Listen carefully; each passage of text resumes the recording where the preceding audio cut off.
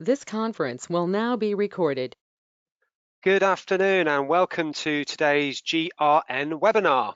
The subject we're going to be covering today with our speaker is engaging your workforce post-COVID. So we've got quite a few new members along today, so I'm going to give you an introduction if you don't know who I am, and then a bit of background about the GRB Group. So my name's Dan Hawes. I'm the GRB Group co-founder. Co-founded the GRB Group back in 1997 after graduating in business studies from Brighton University. The GRB Group, as we've now become, have grown to become the go-to platform for high caliber university students, recent graduates, alumni and employers. We have over 45 staff and over 2,000 clients across all sectors, companies such as Post Office, IBM, Unilever and Ocado, plus several fast-growing SMEs. So our recruitment experts have successfully matched over 8,000 graduates with full-time graduate or executive level jobs. So the GRB Group, we've adapted over the last 18 months in light of what's happened and increased our services. So Graduate Recruitment Bureau are able to provide contingency recruitment, RPO recruitment, volume recruitment, job board advertising along different industry sectors. GRN, I'll come to that in a second. Graduate Mentor, something we launched in August 2020, a free one-to-one platform to mitigate the effects of the pandemic for graduates entering the job market. I'll explain a little bit more about that at the end if anyone's interested in becoming a mentor. We also have a program called Rising Stars. So this is our pick of the top 50 graduating students from this year. Google Rising Stars, you can have a look, request CVs, and it's kind of a shop window into our candidate talent pool. We also run a podcast called Student Diaries, where every month we interview 3 students, just to give recruiters an idea what it's like being a student right now. We also manage many other LinkedIn groups, and additionally, we have 2 experienced hire divisions. So if companies are looking for graduates with up to 5 years experience, particularly in IT or analytical skills, then Cortex and Metrica can supply that level of candidate. Right. GRN. So as I mentioned, we have quite a few new members today. Welcome. This is your first webinar. Let me give you a bit of background as to what GRN is all about. So this was set up by GRB back in January 2009, initially for our clients, just to talk and meet and discuss issues around graduate recruitment. But we've since extended that to other graduate recruiters, HR advisors, HR business partners, recruitment directors, talent leads, and all the various other job titles that fall within this, this umbrella, I guess. And the idea is to discuss topics that are of interest to recruiters using this platform, but also to discuss any subjects on our LinkedIn group as well. So the idea is members share best practice, essentially, in a confident environment, and enhance your learning, help you become even better graduate recruiters. It's invitation only. So at the moment, we're currently standing on 2,960 members, which is an increase of 10 in the last month. Most of them are working for FTSE 100 firms, but also a wide range of fast-growing SME recruiters across all sectors. So there's a really nice broad representation of different organizations in the group. So as a member, you get invites to our monthly webinars, other special events, hopefully social events later this year, access to the LinkedIn forum. We update our blog, we run polls and surveys, and we also produce a quarterly newsletter. If you're interested in becoming a VIP member, that only costs £299 per year, and there are some other added benefits to that. So, who's in the room? Just to give you an idea, we have over 100 bookings for today's webinar, and I just produced this word cloud based on the job titles of everyone who's in attendance today. So generally, you can see they are early talent managers involved in graduate recruitment, talent acquisition, but also employability. So we also get representatives from career services. So welcome to you all. Now, before we introduce the agenda and then the speaker, Just to let you know, this is being recorded, so if you have to duck out or if you want to share it with a colleague, I will send you an email to the YouTube link at the end. Also, we have a Q&A session after our speaker, very important element of our webinar. If you do have any questions, put them in the chat box and I'll have a look at those at the end and we can put them to our speaker. So the agenda today, we're going to kick off in a minute and we'll be hearing from Deborah Lee. She's the Group Engagement Director at Compass Group. She's spoken at various CIPD events, but also prior to joining Compass Group, she had an illustrious career at BT, where she was there for around 20 years, and she rose to the Chief HR Officer within BT. So huge amount of experience, and particularly now, she's a specialist in engagement with over 500,000 employees now at the Compass Group. So we're looking forward to hearing about her and what she can share with our members today. So she'll be talking for around 30 minutes, and then there'll be a Q&A session for around 20 minutes or so, some of the business at the end, and we'll all be done and dusted by 1:30. So our presenter, Deb, as I said, she's the Group Engagement Director, been there since August 2019. She's involved with, as I say, about 500,000 employees all over the world. So her job is to engage with all of those individuals, make sure that they are performing ultimately and all feel like they're within one company, which comes with its challenges. So I'm sure what she'll be able to share with you today will be useful in your own workplaces. So Deb, over to you. I'm going to make you the presenter. And if you can share your slides, that would be wonderful. Fantastic, thank you. I shall just share and put that on. There's too many screens, as with always. There's too many screens and I can't quite, let me just move that.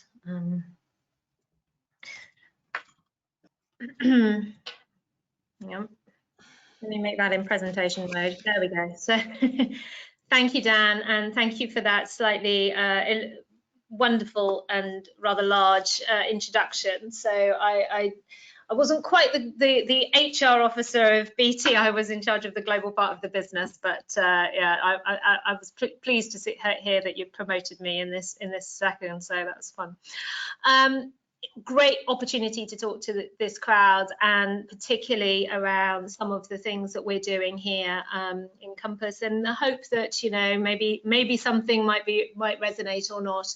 Apologies in advance if what I'm saying sounds a little standard, but what I found in the world of engagement, and I'm sure you guys all find this, everybody of course is an expert in people because they are a person, and so a lot of assumptions that folk have are clouded or framed by their own experience or their own expectations of what an experience should be.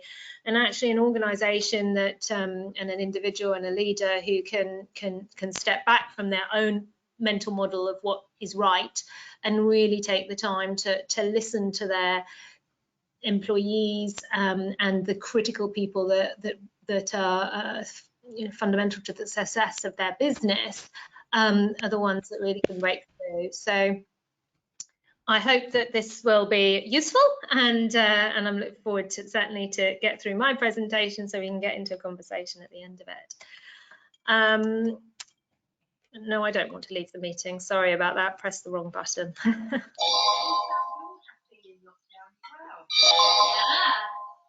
we go. Oh, how about that? Somebody is on. I think it's, yeah, someone, I can hear some noise in the background. So if everyone can just remain on mute, that would be helpful. So I think the first thing here to say is, you know, crisis, we talk about COVID as you know, a really exceptional event, which it is, but it's not the first time we've had a crisis. And from an engagement point of view, you know, from an individual perspective, when you've lived through a crisis or you're living through a crisis, it does a couple of things. The first thing it really does is it changes the way that you value certain aspects of your life, and what becomes important changes massively. So it gives you a reframing of the world. And I think for companies, what that means is, a lot of people will be questioning what matters and what doesn't matter, where they want to spend their time, who they want to spend their time with, and is what they're doing meaningful.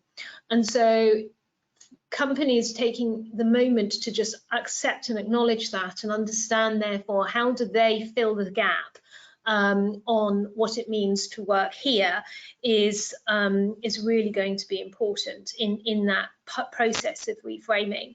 And it's not what we say, it's how we act as a business that people notice and people judge you for. And so the moment of how you deal with the crisis is one thing that you're being scrutinized with, of course. But then also how you've dealt with the crisis becomes the pillar of who you are beyond that. And so, quite frankly, if you've gone through this period of COVID and you have not really thought about your people's situation and how you value them, it's going to be really difficult for you to reframe that in a positive light later, simply because people won't trust you. On the other hand, if you have really lent in and you've done some things for folk which really did help them through this period of time, then that's important to understand how those pillars are recognized and remained beyond. So the way that I describe it here is, what we're doing now is creating the stories, the myths and the legends that are, that will last for decades to come. So people will refer back to this moment in time and point out, this is who we are because this is what we did. And so I think there's also an element here of, if you can elevate your thinking around, okay, so how do we want to position ourselves, and is the reality really in line with what we're saying, and do we have a clear narrative around that, and are we clear in ourselves? You then get to a place where you start to move beyond the task of how do we get through this crisis to actually and the transactional element of how do I recruit people and how do I bring them in. But you create an element which is, how do I create sustainable, lasting stickiness and commitment to the cause that we are, in our case, Compass. And so I think it's a really, really powerful moment, particularly for professionals in the HR and the people functions, because it has been a moment where companies whose employees really demonstrate their commitment and loyalty. These are precious people. And for us, particularly in Compass, it's been really powerful because a lot of our workforce have in the past been somewhat invisible. They're the cleaning teams in organizations. They are the teams that are serving, in the kitchen and in the cafes and the canteens. And I think that this moment has really put them in the forefront of what they do, particularly our teams that work serving hospitals and care homes and schools and other such businesses. So it's been a moment where people have appreciated more the types of roles that exist, and it's elevated the status, and I think that's rightly so, and we want to keep it up there. Let's not forget, these are people who put themselves on the front line at the beginning and do so every day now. So I think it's important that we remember that. For us, so when I talk about elevating the thinking and taking this moment, which is a busy moment, but to reframe what it is that we stand for, I think you need to actually be able to consider some big questions. And some of these you'll know, and it will just be a check of, is this still true?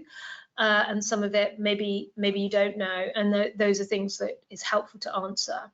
So in this, the what is very, very important. So what about you and your business, right? Good and bad, and from a cultural point of view, makes you different from others.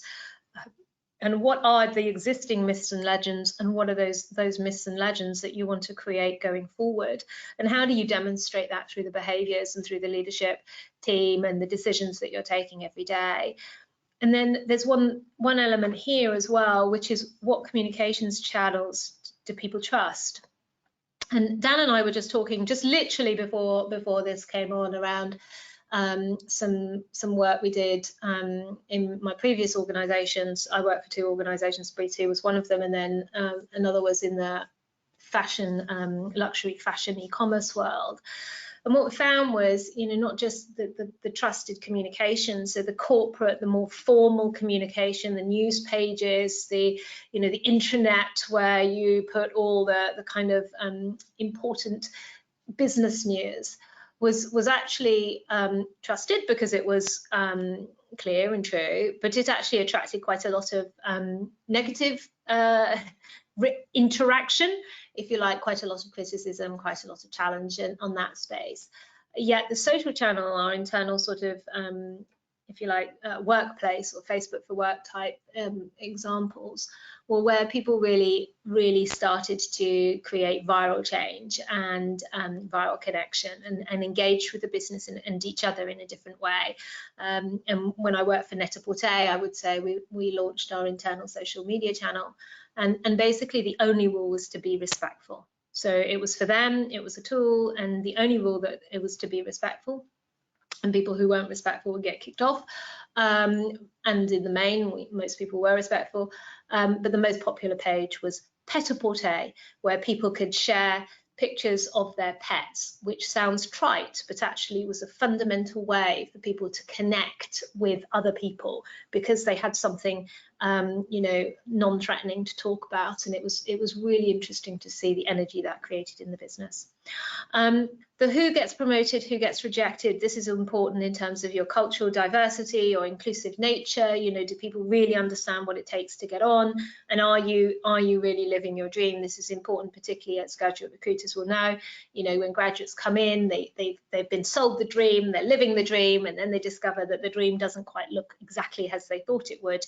That's pretty disengaging. So that's really important, to be very, very honest about what really happens and who works in your organization. And then the why is around, what is it that your people are telling you that they're feeling, and why do they feel that way?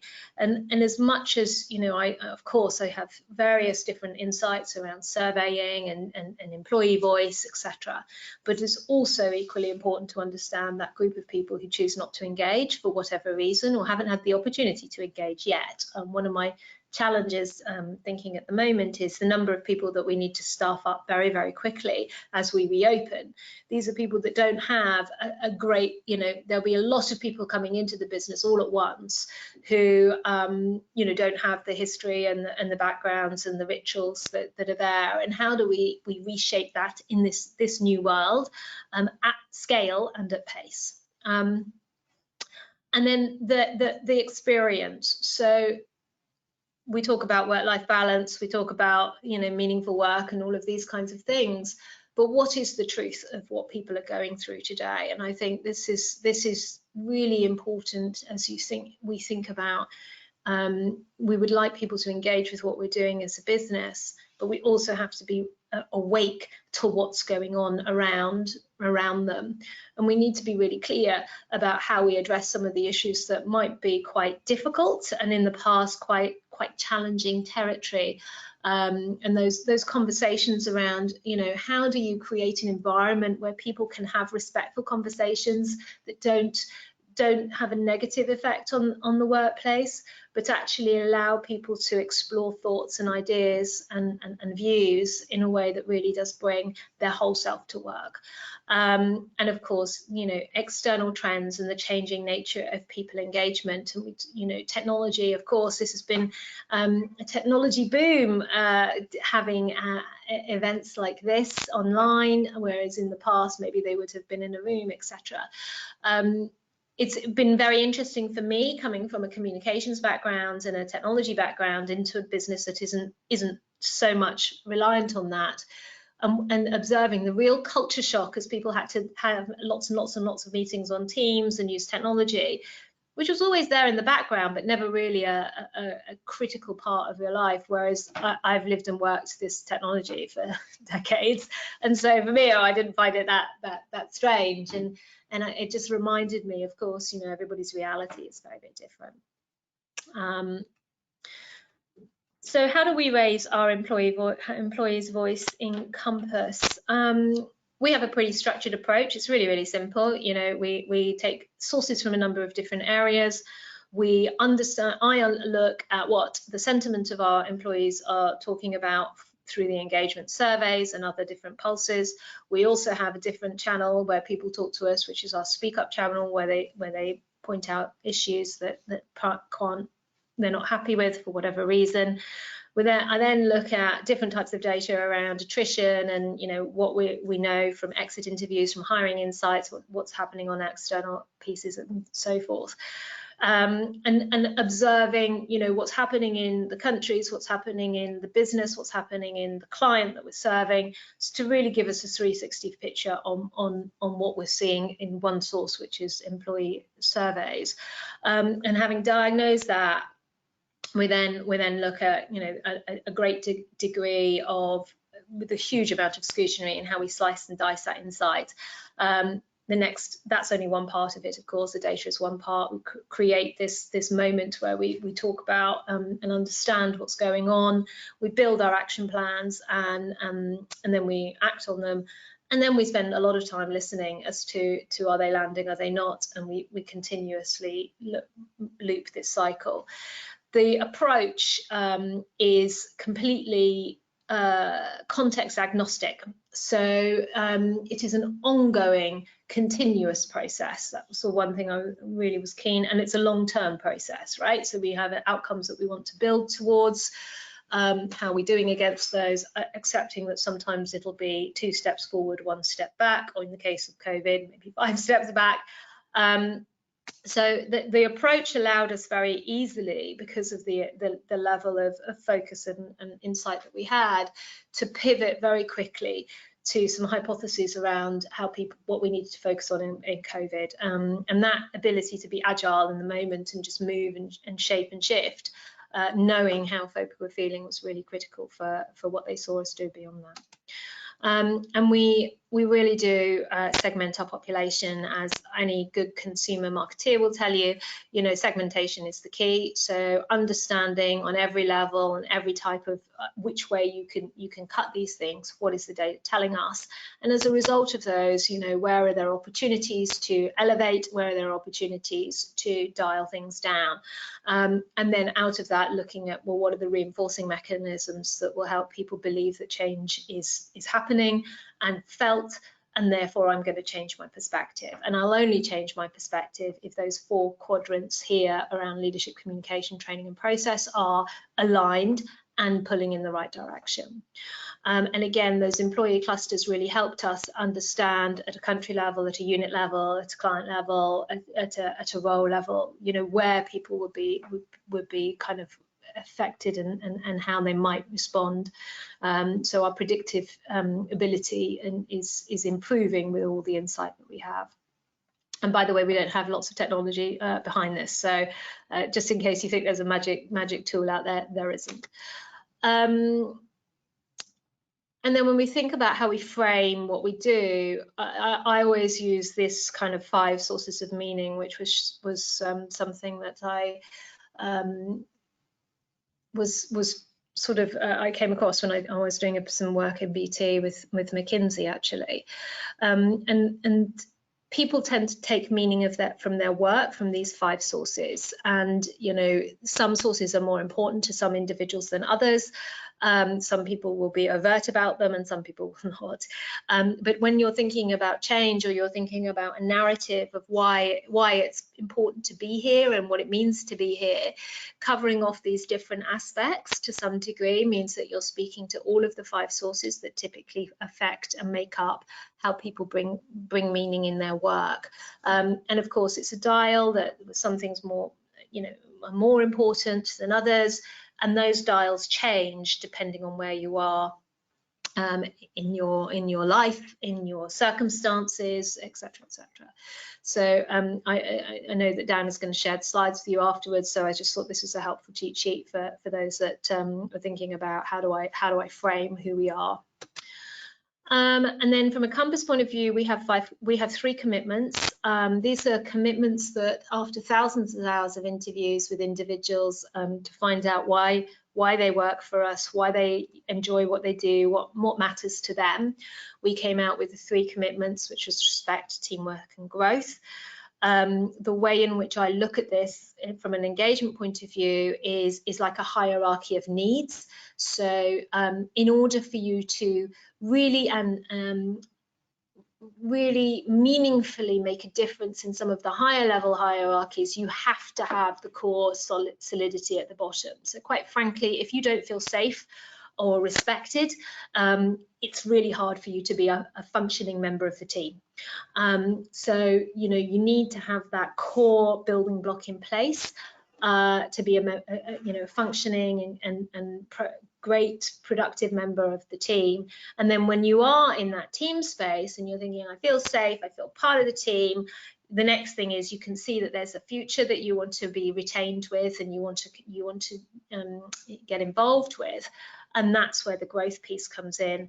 And when you've got all of those pieces, you're then thinking about, well, okay, so what is the impact I can have on society and the environment around me? So that's where the purpose statement comes in. You can, of course, be working on all of these things concurrently. They're not linear, and I wouldn't encourage people to think about them in a linear way, but it's hard for you to get really extraordinary results on level 4 if you haven't got those baseline pieces in place. For different companies, you might have different words, you might have different things, but feeling safe, having psychological and physical safety is really, really important. And we saw that really critically in COVID, and we continue to see that. And being appreciated for the work that you do is really important, of course. This is is a bit of a scattered diagram of some of the insights. I've simplified it massively for you guys, but around the kind of critical commitments, we've got a load of questions that then cluster into areas. I always move the chart according to the data. So this isn't 0 on the left-hand side; it's just lower. And what it helped us do is understand, really where are the opportunity areas for us to target, which will have the biggest impact on our engagement. Knowing the difference between correlation and causality is important. So, what causes the outcome, what contributes to the outcome versus the 2 things that might look like they're similar, but actually are driven by different drivers. And what we found was pre-COVID, we had a view that on growth and on some of the aspects in that 3rd sector around careers. And what we found was, people really did come back to that level 1 piece around psychological safety and security. So it's around health and safety. And you could see that in society, actually. The whole toilet roll run was as an exact human behavior around feeling secure, creating resources, making sure that my family were provided for, etc., etc. So stepping into that meant that all of our actions started around making sure people felt safe, they understood where they were, if they were undertaking a role, they had access to PPE and all of those kinds of things, and being really clear and as quickly as we can in an evolving world. We were all responding fast on those things, as well as understanding how secure they were. So being really honest and transparent about where we were in terms of the job situation and all those moments where we didn't know about furlough or anything like that. So being really very honest with our people and putting in place a lot of support around financial well-being, around coaching, around counselling. We put in a nurses line to remove some of the burden on 111, but it meant that our staff had access to trained and qualified nurses to get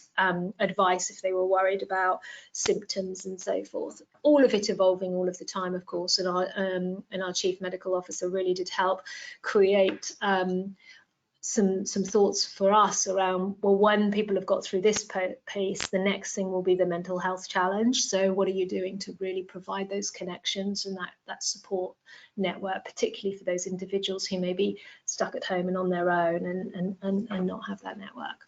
So a lot of our actions were set around that, and I think that's helped us in good stead as we went through that.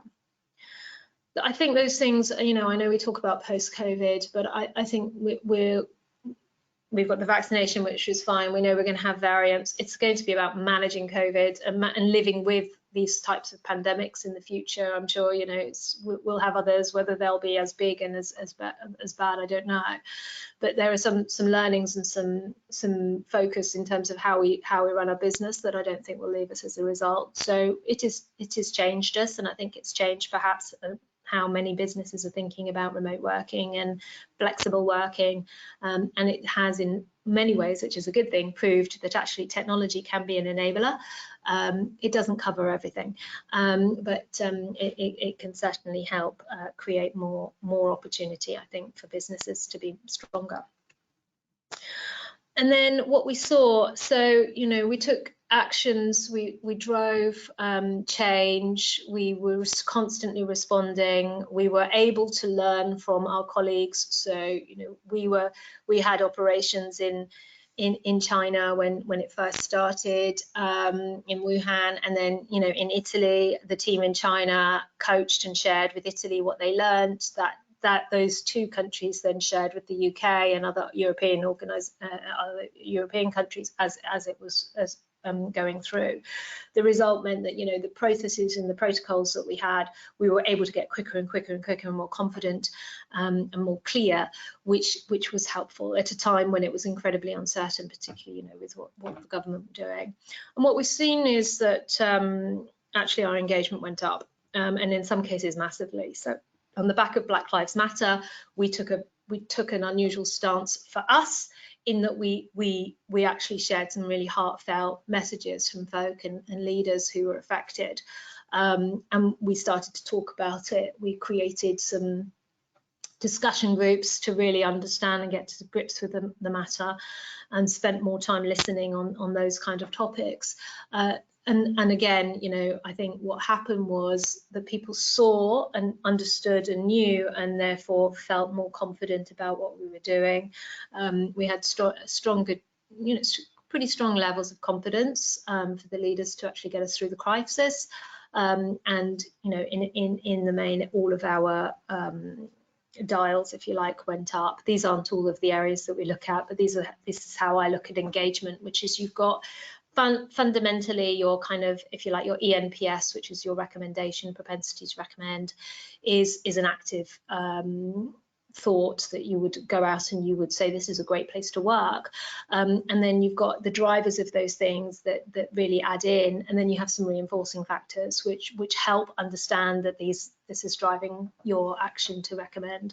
And so again, this is a simplified version of all of the different elements that we have, but we look at it like that, and that helps us understand, you know, what can make the difference and why. And whilst things might connect to each other, it's understanding that the primary outcome and the things that are supporting those.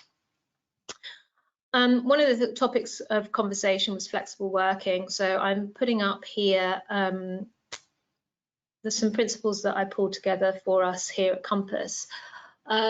What happens typically is leaders and managers like to get some guidance, particularly around topics which are uncomfortable or different. But you end up, I think, trying to be a bit too complex in everybody should work at this time and this time and not this time and not this time. So, you know, our business is incredibly complicated and incredibly different legislations, different clients, different operating models, etc. So we just wanted to come back to some really simple, grounded principles that we know. So the first is, you know, we recognize, right, people are different, and not all roles can be treated the same. So there was a line of thought at one point of you can't possibly have one rule for people who are doing a particular type of role and others that have to be, you know, man reception when they can't really work from home. you know, so that was the first thing, is calling it out. It is what it is. The second is, you know, really a belief, which is, you know, that managers are best placed to decide with their people, not for their people, but with their people. Each word is very carefully thought through, you know, in terms of the flexibility that can be applied depending on the business, the team, and the individual. So this is to really encourage open adult-to-adult communication, and it's also to encourage that not what's right for me, but what's right for the team, and what's right for our clients, what's right for the business. And so the 5 principles that sit underneath that are, again, a framework for people to use as a start point, which is, you know, fundamentally, number one, we believe we should spend more time together than apart. This is, we're a social organisation, people are social beings, and we believe that that's important. Now, we're not saying that all has to be in one room and together. It can be, you know, virtual, but the concept is being together. The second thing is quite a fundamental change, which is measuring outcome, not hours. So this is, you know, the impact you have, not the time you serve. Which is, I think, really important. I don't know how many of you guys have seen people who are busy but not effective, and you know, that's kind of not helpful. And also focusing on outcomes means that from a performance point of view, you can have more elevated conversations.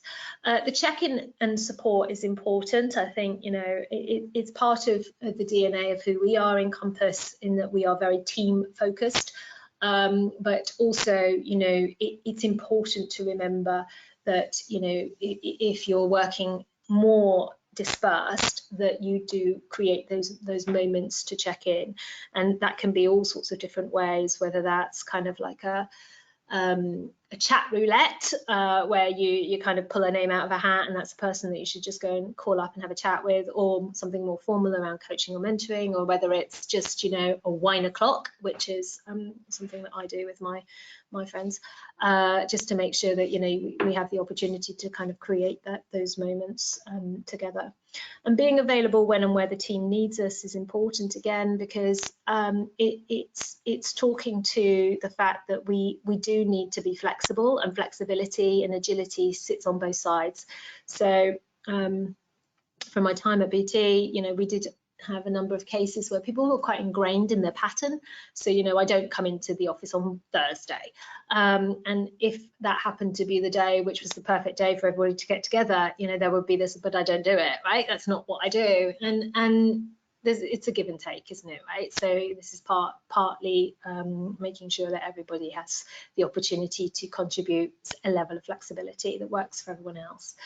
And then, of course, the review. I mean, quite frankly, you know, things change. That's the only thing that is certain, is change. And so making sure, as we think about how we go forward, creating these kinds of slightly adult-to-adult conversations, the kind of opportunity for people to be autonomous and make decisions closest to where it matters, which is, you know, for them, really, really critical. And, you know, as we go forward, of course, you know, we'll just continue to look at how well we're doing. And then I think I love this quote, which is, it's the only thing that's constant is change, but in the midst of chaos is opportunity. Coming back to the beginning of my session, you know, this is the moment. I mean, there's no better moment than people are assessing why they're here or what they want to do with life, particularly, you know, and who I want to work with. They'll be taking sources from all sorts of places to work out who you are as an organisation, and what it means to be here. And that opportunity is one that should be thoughtfully considered. And there are a lot of people that are out there who will try and sell you technology to solve your problem, analytics to solve your problem, you know, gimmicks to solve your problem. If you can do these things, you know, I don't know, like send these packs out, do this thing, and, you know, isn't it great? Your people will be engaged. Actually, it's much deeper than that. It's the emotional connection that they have with the company. If you don't have an emotional connection, it's really hard to feel engaged. And if you get people who are committed to your cause, because by being here, not only do they feel personal fulfillment, but they feel future. They feel they can come to work, they can do a good job, they can be appreciated for that good job, they can have opportunities to learn and get on, if that's what they want. You know, they can be themselves, and by being themselves and doing a great job, they're contributing to something much bigger than them. You know, that's the kind of thing that means that when they go home, they can feel the pride of what they do and the impact, and they make a difference in the world. And I think that those are the sorts of things where, if you can't answer those questions, it's really, really hard to make those connections and to create that engagement. And I think there is a fundamental difference between commitment and compliance. So, you know, commitment, you've got someone who's going to give their discretionary effort to your organization. They will think differently about the job that you're doing and the impact you're having, whereas compliance is, I follow the rules that someone else has made for me, and probably I won't do any more than that. So, you know, creating that energy in your workforce and the people that are joining, I think, is really important.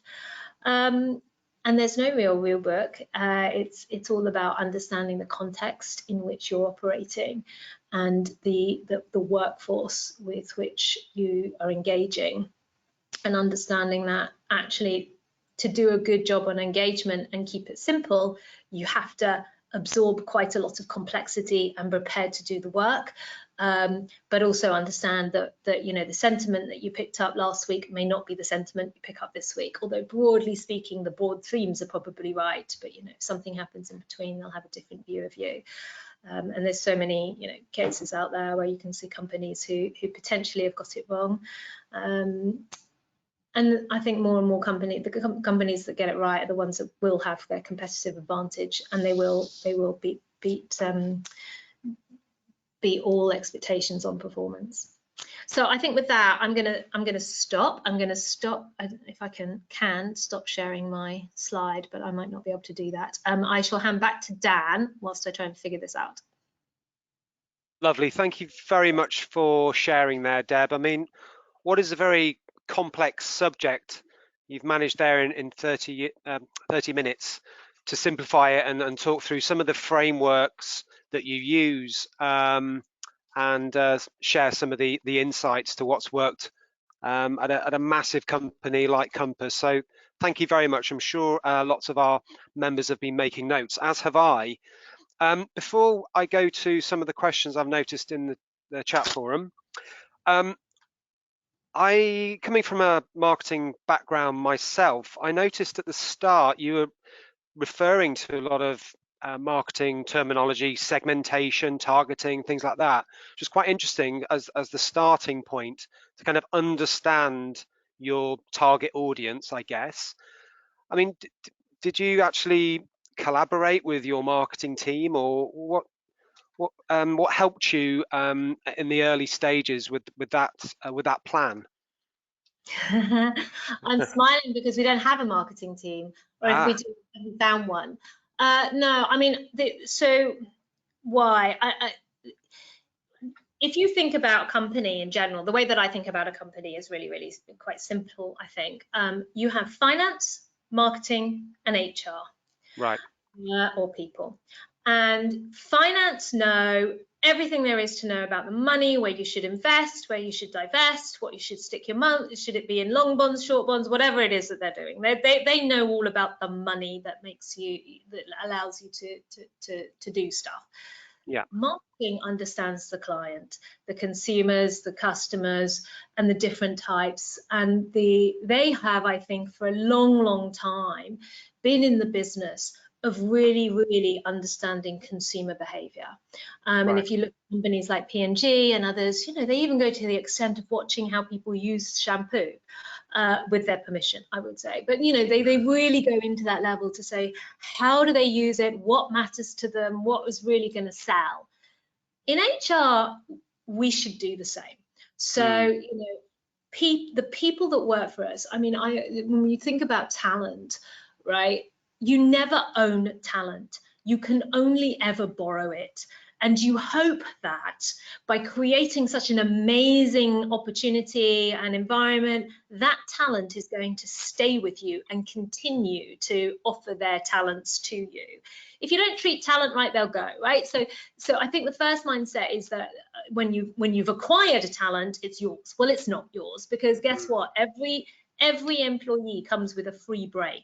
So, you know, they will make judgments about you. They will make their reality is true. Their perception of their reality is true to them. So it's important, I think, to use the same disciplines that we know, understand around actually who is your audience, why are they, and in this case, when we talk about engagement, often people think just purely about the people that are here, right? Yeah. But that's not how I look at engagement. I think about the employees we've not yet got, the employees who are going to leave us, and are they going to be advocates of us when they leave?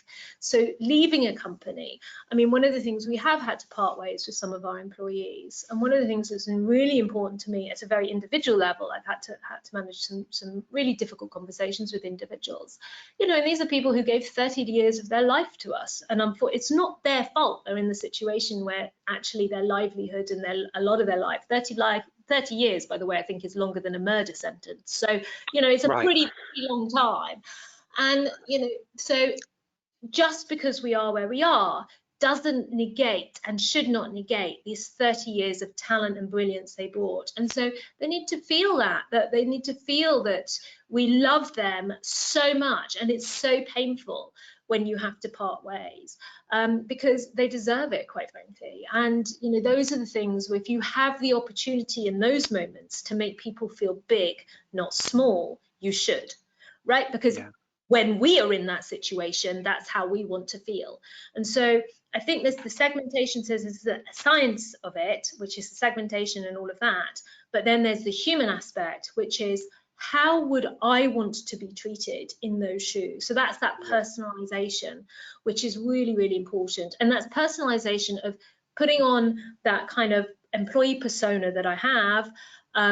What matters to me, right? You know, does it matter? And I think a lot of time in corporate world, people talk about stuff that nobody on the front line actually gives two hoots about, because what matters to them and the reality that they're living in is not what beautiful, you know, logo you've stuck on the thing of this strategy or this project's called, whatever it is. They don't care. They want to know, and in my case, they want to know that the shoes that we force them to wear if they're in a mine fit and are comfortable, because guess what, if my feet hurt, I can't give great service. So it's as simple as that, really. And I think it doesn't matter what business you're in. So are they equipped? Is it safe? Is the environment they're working in? I mean, when I worked in BT, I remember walking through a call center, and we had all this big push on how much we love our people, they're the center of what we did, and they're the most important asset, and we respect them. And I walked through the call center, I thought, the heating doesn't work, and the windows are filthy, and actually there's broken chairs everywhere. And it was like, it doesn't feel like you care about me. So of course, you know, I spent money on doing it up, and we did it like changing rooms. So it was like they went left on the Friday and it was a miserable crap place, and then they came back on the Monday and it was all like bright, and there was things, and you know, and it just, and there were a couple of people, I remember one woman who'd worked there for 15 years cried because she was so overwhelmed that this had happened. And I'm thinking, we just did what we should have done in the first place, which is painted the office and put the heating on. But for her, it was like, whoa. So it's also not just what you do, it's how you deliver it. So I was like, I want this to be like a reveal, like a consumer product that you would unveil, and it would be like a surprise, and you know, and people aren't expecting that, because again, when you manage employee expectations, if you oversell and underdeliver, they'll only be fed up. But if you undersell and overdeliver, or best, you just give them an amazing present, you know, you build more positivity. Yeah, great. And you said at the start, it's less about what you say, but how you act, and people will remember that. And ultimately, you're trying to work with people on a personal level as much as possible, without letting all the corporate speak and agenda seep in. Is quite an art. We've had quite a few questions around the sort of line manager relationship with graduates and early talent, how to manage that and the kind of the generational issues.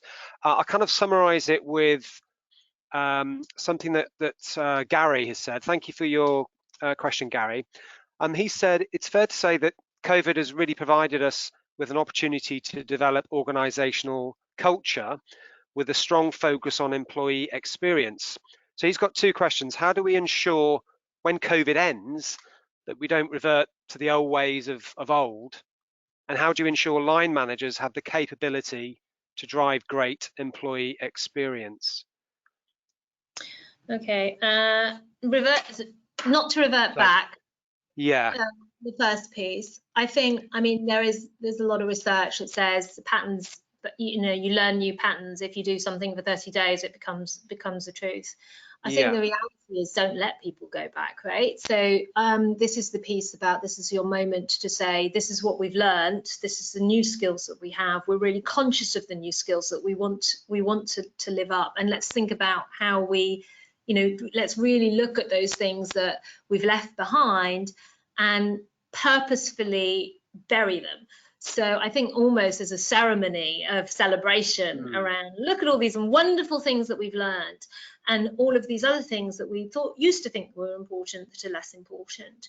So for example, I think, and this is where you create kind of a ceremony around, and I'm using the word ceremony, but I'm not sure that's the right word, but a party around, isn't it fantastic we're back? And isn't it wonderful? Let's consciously acknowledge these new skills we've picked up and agree these are skills that we want to do. And by the way, when you do these things in public and you talk about them, it's really hard for people not to continue to do them. So I think in that one there's a few tricks that you can use that says, like, once you've said you have to do it, then you have to do it. The second thing is, the things that you need to leave behind. So just today I've come in and we're restacking the office, and we're taking the opportunity to really kind of do some stuff. And there's a whole load of crap in the cupboards, which quite frankly, I don't know what's in there. I don't think people have looked in the cupboards for very long. And then there was a discussion around, well, we've got to move them all. I said, well, we've lasted for 6 months without using them.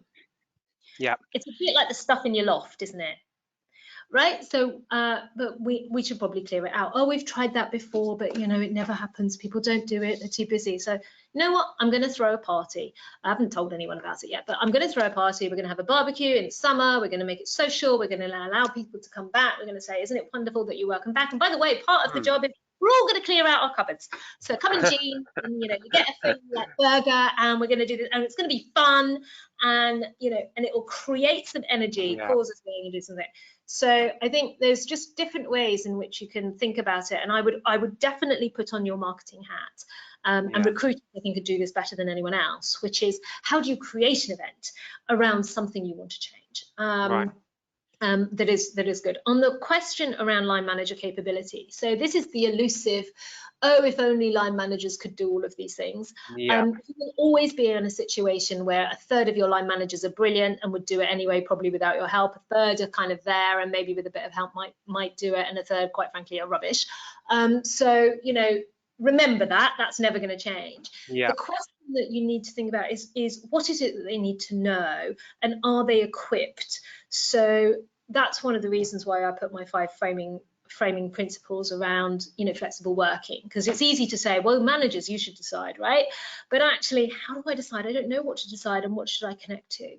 And I think this piece around the generational gap is very interesting. So I would say that I'm less worried about Gen Y and millennials than I am and Gen Y and Gen Z. We know Gen Z actually have a lot of the attributes that Gen Y have.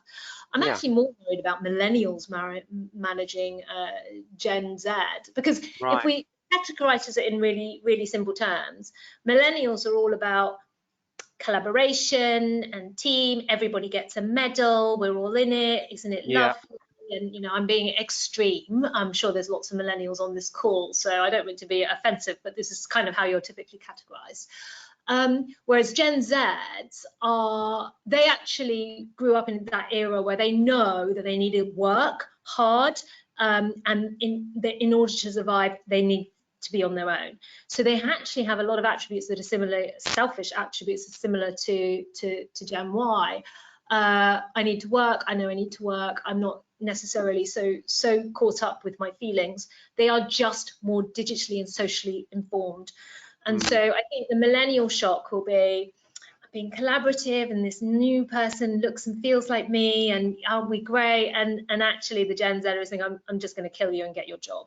So there is, I think there's a bit of a, I'm exaggerating and probably scaring all the millennials now, but actually I think fundamentally when you boil it back, when you do the segmentation, what you notice is actually people do want the same core things. They want to be respected, they want to be included, they want to be seen as an individual, not as part of a group.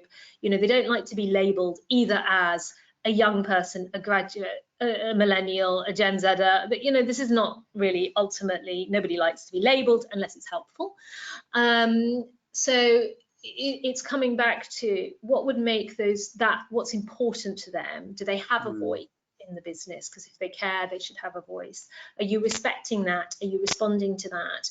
And for managers, I think, you know, what we see with the younger generations for sure is there's a huge amount of shortcuts that aren't true. So the idea that they're all social and they don't want face-to-face, that's not true, actually.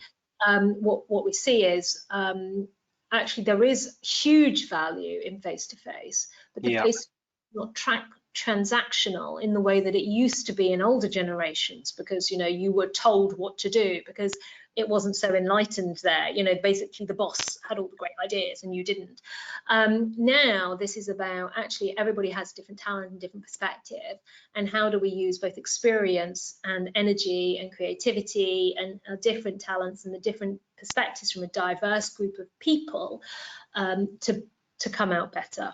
And so those skills are different. It's different for folk who maybe, I mean, the shortcut for poor managers is just please do what I tell you.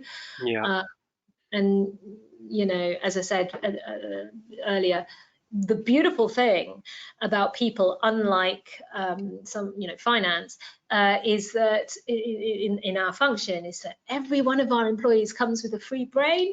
How are we utilizing that, right? So that's the question we need to think about. How are we engaging that in a different way? How are we getting a multiple number of people to help us solve the problems that are going to make us successful in the future?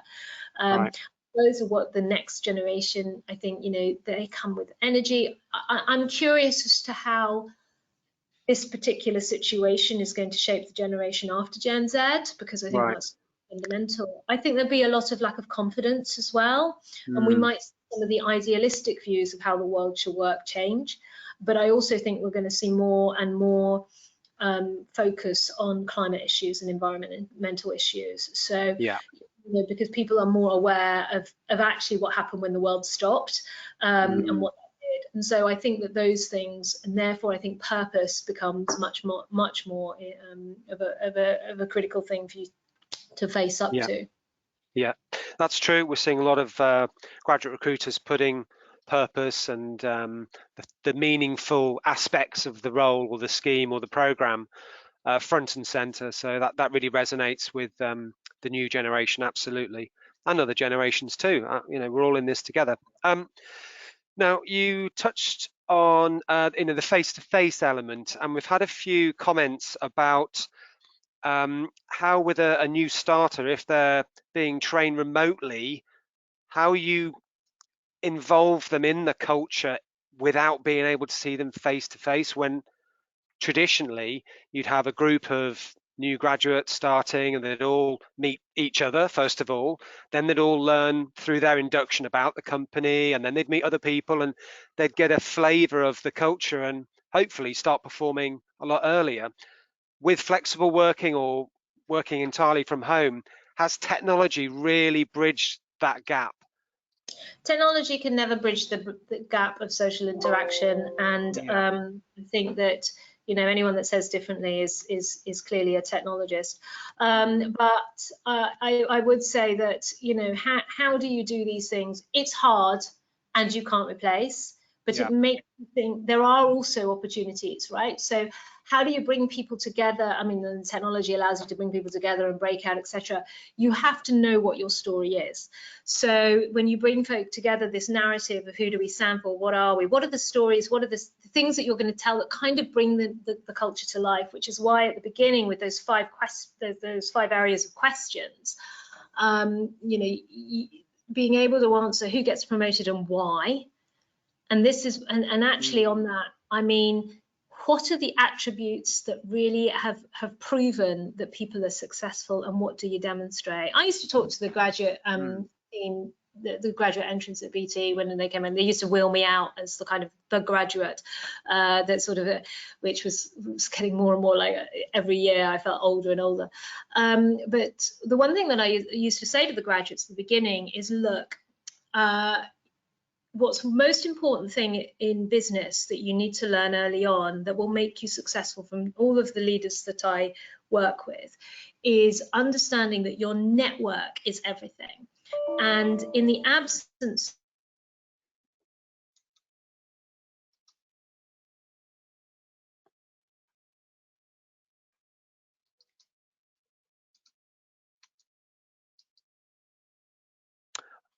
We've lost you there, Deb, for some reason.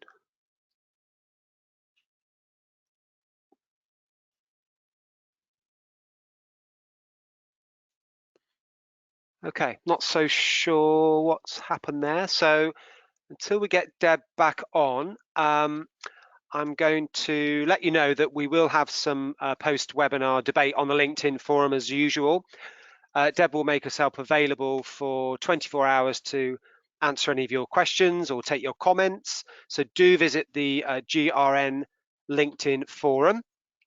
This has been recorded, so if you needed to duck out or you want to share it with your colleague, I will send you a link to the YouTube recording in the next few hours. So that's there for you shortly. And finally, the next webinar, do put a date in your diary for Wednesday, the 9th of June. We have Kerry Hart, a data communications consultant and trainer, joining us. And she's going to be sharing insights into how to visualize your HR data with impact. So when you're making presentations to your team, to your colleagues, or even at board level, Kerry will be able to share some really useful ways to get your message across in the most impactful way. So that's Wednesday, the 9th of June. I will send you invites to that. So have a great day and hopefully see you at our next webinar. Thank you very much.